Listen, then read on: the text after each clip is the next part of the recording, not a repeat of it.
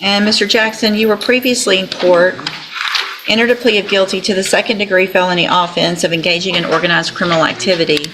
I've received the pre-sentence report as well as incident reports from the Jefferson County Jail. Has everyone had an opportunity to review all of that? Yes, Your Honor. Are there any additions or corrections? No, Your Honor. Judge, I'm sure the court would like Mr. Jackson to take a little bit more responsibility than he did in his version, and I would also assume that his next comments are going to be the talking to that everybody else in the jail is getting from me.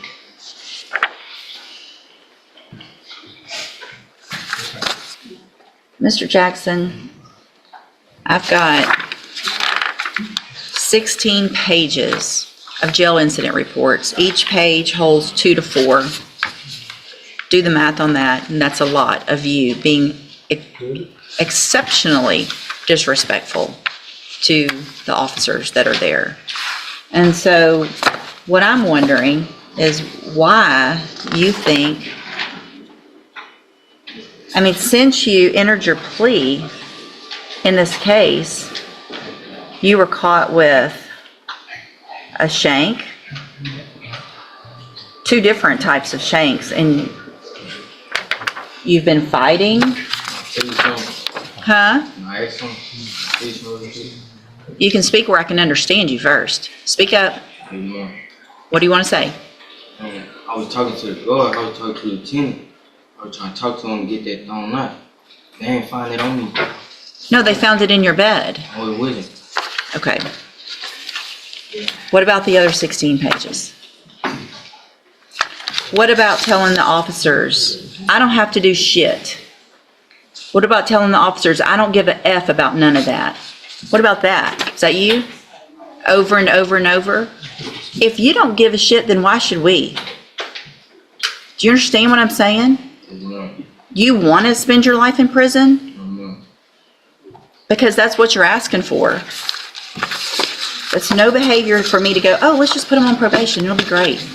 He's going to follow the rules. You can't even follow the rules when you're locked up. What makes me think you're going to follow them when you're out?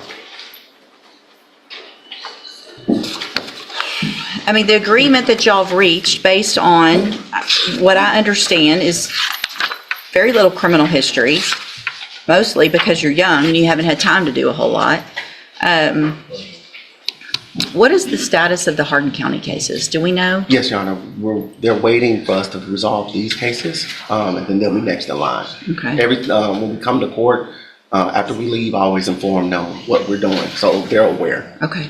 Judge, that kind of goes to the notion of, obviously, we were going to request if the court is in agreement with the following plea, ISF, that he cannot do with those pending. So our understanding and our agreement was for ISF with the understanding that he would dispose of those cases very timely so that he can then go to ISF if that's what this court orders. Yes, Your Honor. Okay. So here's what I'm going to do, Mr. Jackson, and the rest is going to be up to you, okay? I'm going to follow the agreement that you made with the district attorney. I'm going to find sufficient evidence to find you guilty. However, I'm not going to do that. I'm going to defer all proceedings for a period of 7 years. You will be ordered to pay a $500 fine. You will be ordered to enter and successfully complete the cognitive track of the ISF program.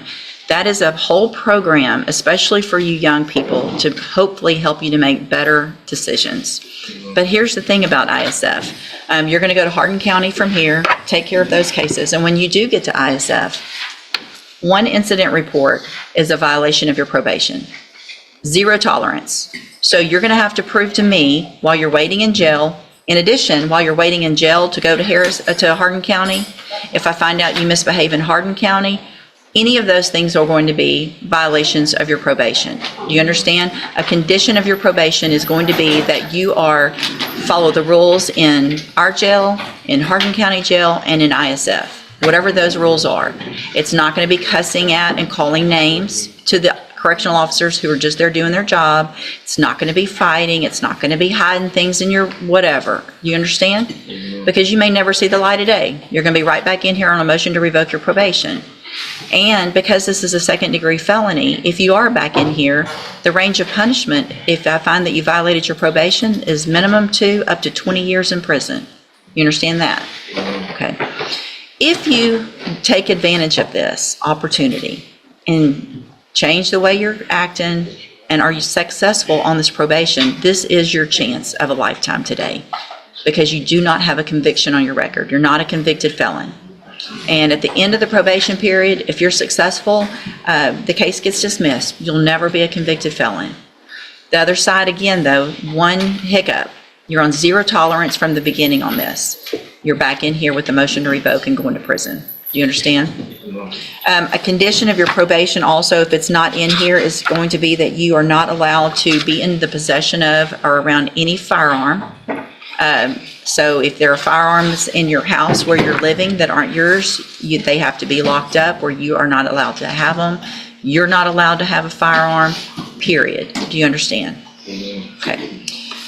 And Your Honor, just for the record, we do believe that he'll be able to make this probation and won't be back here. His family is here. They've always been here, so they're Good. ready to support him with whatever he needs to make sure that he makes it over the hump. I hope so. I'm glad that they're here. And here's the thing. You probably don't like their rules either. Guessing from how you're acting, I don't think you like anybody telling you what to do. But at this point in your life, until you get off this probation, there's going to be a bunch of people telling you what to do. And you're just going to have to take that because you're the one who engaged in this behavior, right? So grow up, take responsibility, and